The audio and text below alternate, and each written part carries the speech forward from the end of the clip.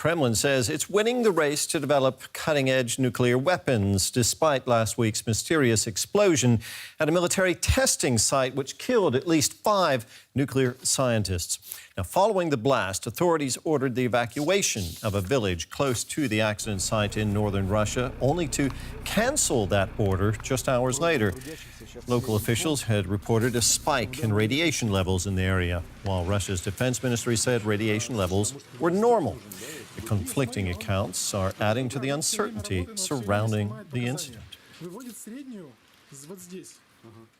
Well, to help clear us up, let's cross over to our Moscow bureau chief, Yuri Risheto. Yuri, we've got 5 people killed, an evacuation order issued, then withdrawn.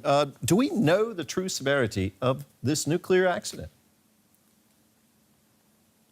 Well, Terry, what we see now is a typical Russian secrecy tactic that is surely not very helpful and that can probably cause more damage than help.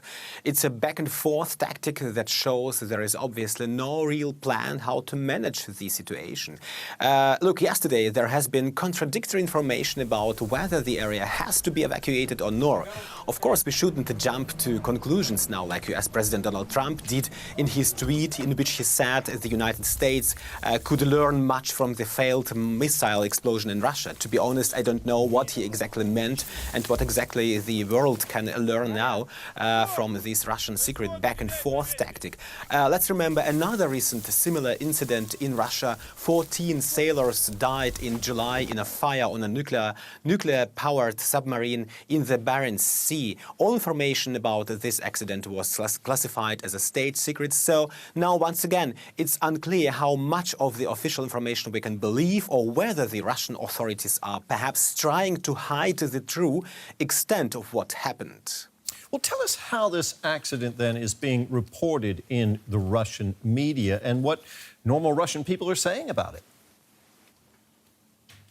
Well, Russian media also have very little information about what happened, neither about the accident itself nor about the danger for people in the area where it happened.